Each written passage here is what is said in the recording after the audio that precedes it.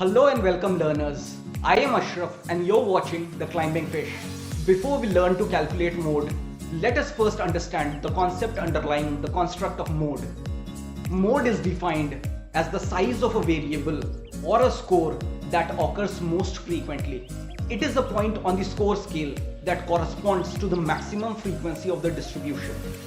In any series, it is the value of the item which is most common and is usually repeated the maximum number of times.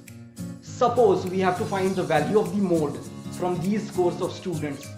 Here the score 25 is repeated the maximum number of times and thus the value of mode is 25.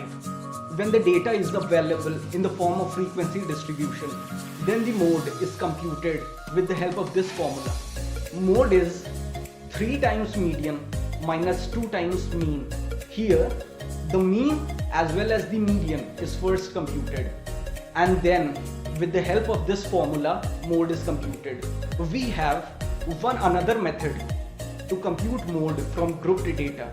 Here, mode is computed directly from the frequency distribution without calculating the mean and the median.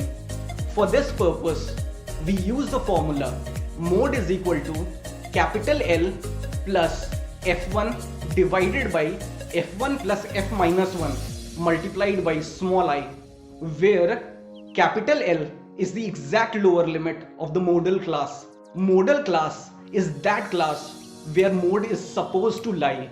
Small I is the class interval. F1 is the frequency of the class adjacent to the modal class, for which lower limit is greater than that for the modal class.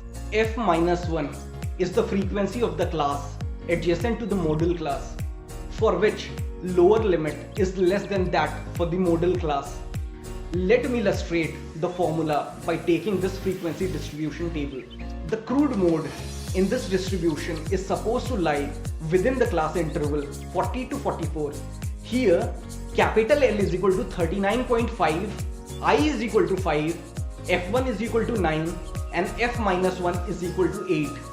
Putting the values into the formula, we get mode is equal to 39.5 plus 9 divided by 9 plus 8 multiplied by 5, which comes out to be 42.15. Now let's discuss when shall one use mode as a measure of central tendency.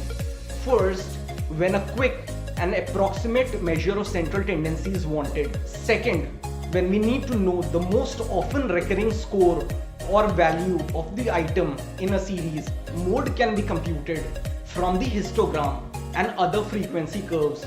Therefore, when we already have a graphical representation of the distribution in the form of such figures, it is appropriate to compute mode. I am leaving you with a question on computation of mode. Please try to solve it and write down the solution in the comment section. And that was the video, learners. Write down in the comments below if you want any specific topic to be covered on quantitative research. I am Ashraf and you're watching The Climbing Fish.